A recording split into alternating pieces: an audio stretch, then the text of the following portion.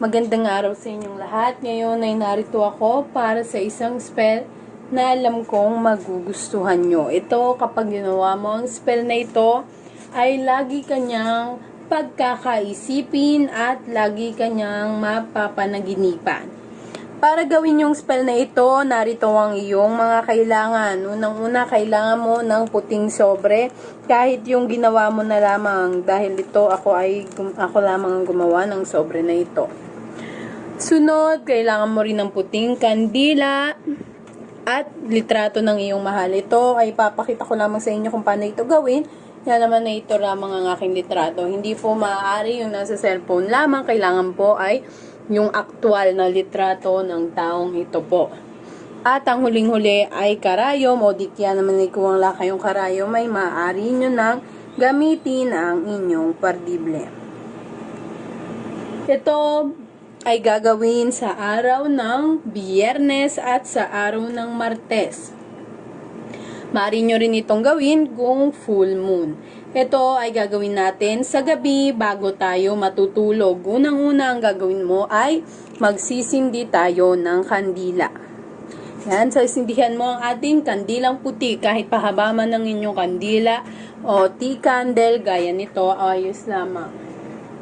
Sunod ay mag-sign of the cross ka at magdasal ka ng Our Father at Hail Mary at Glory be.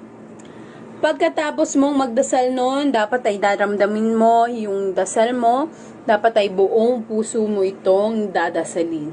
Habang nasa kaligitnaan ka ng iyong pagdarasal, kunin mo yung larawan ng iyong mahal, pati na rin yung ating karayom o di kaya naman yung ating pardible.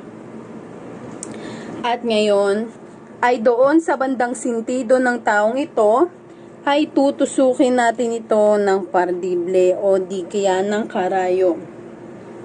Yan. So, tutusukin mo yun doon sa sintido niya. Hayaan mo na yung karayom ay naririto o tumatagos sa likod, sa bahagi ng larawan nas dito sa bandang likod. Pagkatapos ay tapusin mo yung dasal, yung hanggang glory be, yung tatlong dasal na yon ay sasambitin mo.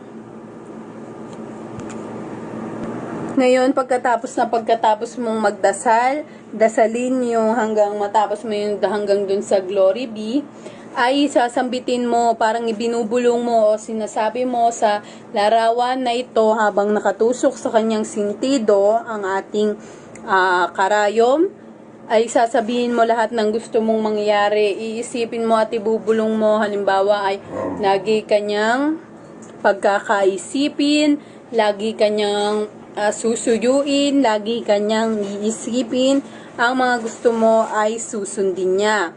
Sasabihin mo ang lahat-lahat ng iyong nais.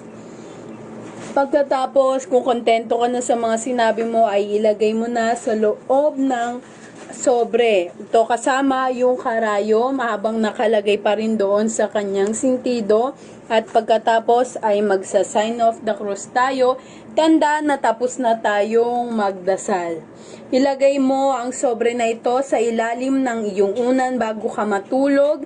Patayin mo yung sindi ng kandila. Ngayon, pagkatapos mong mag-sign of the cross, at siguraduhin mo na walang ibang makakalam, walang ibang makakakita na ginawa mo yung ritual na ito dahil maaari yung makaapekto sa pagiging epektibo ng spell na ito. Gawin mo ito ng may buong pagtitiwala. Pagkatapos, ano nang gagawin mo dito sa sobre? Pagkagising mo sa umaga, ay bubulungan mo ito, magpapasalamat ka at sasabihin mo na tupad na ang iyong ninanais at ilulubog mo ito sa lupa. Kahit saang lupa, pwede doon sa lupa ng halaman, pwede yung sa lupa talaga, pero pwede rin naman yung doon sa lupang pagtataniman.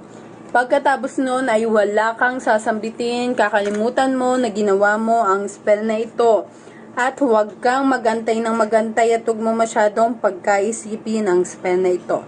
Sana po ay nakatulong sa inyo ang video na ito. Kung mayroon pa kayong katanungan tungkol sa mga spell natin, ay huwag nyo kalimutang i-message ang ating Facebook page, Pinays at Love. at tuldok. May tuldok po ang dulo ng ating Pinays at Love. Marami pong salamat. Ito po ang aming mga kaalaman na ibinabahagi lamang namin sa inyo. Nasa sa inyo pa rin kung gagawin nyo ang spell na ito o hindi.